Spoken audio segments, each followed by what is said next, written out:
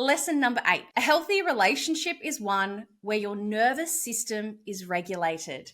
Now, this was a big one for me. Being that I identify as a love addict, which is somebody who has grown up with abandonment in their life. So their primary caregiver wasn't able to give them the nurturing that they required, and therefore they feel abandoned. They generally become a love addict. On the other hand, somebody who has grown up with an enmeshed relationship with their primary caregiver, say their mother or their father, then they tend to be love avoidance when they grow up and start to form intimate relationships. Actually, if you want to know more about love addiction, which is such a fascinating topic, you can check out episode 28 of the podcast where I interview psychotherapist Diane Young. So go check that out. So as I mentioned, I identify as a love addict, and it's something that I have worked on in years of therapy, and it's something that I'm aware of now, but I would still say that's more, if I had to pick a side, that's where I would lean towards, because I had abandonment from my father. He wasn't around a lot as I was growing up, and then my parents separated and divorced and dad left the home. So there was that abandonment wound created there. And so what that meant was when I started forming intimate relationships, I was always attracted to avoidance.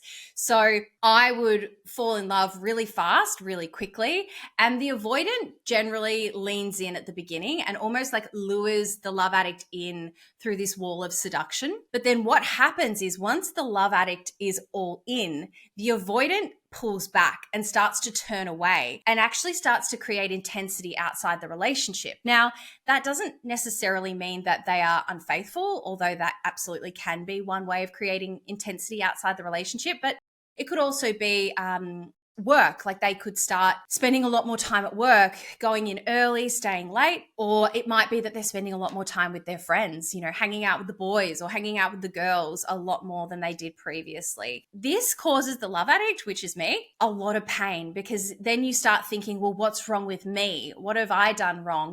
Do I need to lose weight? Do I need to cook more dinners? Do I need to organize that holiday with his mates? We go through all of these crazy thoughts in our heads trying to change ourselves, when in the reality it's actually got nothing to do with us. It's the avoidant that has turned away. Now, what does this cause? This causes a highly dysregulated nervous system, and that has been my experience for every relationship that I have been in until I met my current partner.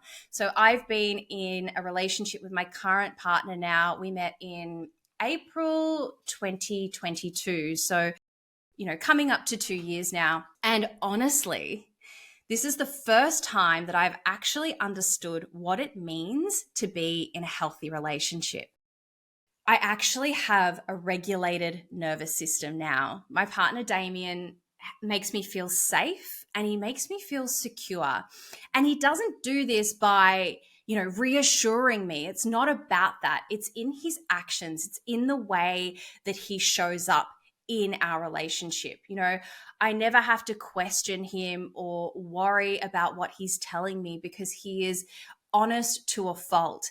And there's just no games. Like, I never realized that I was addicted to the chase. In the beginning of our relationship, because there were no games, I actually wasn't even sure if there was a spark. Like, I knew I really liked him, but my head was almost telling me that because I wasn't feeling the things that I thought I was meant to feel, which was actually just dysfunctional attachment style, because I wasn't feeling that, I was almost telling myself that he wasn't my person.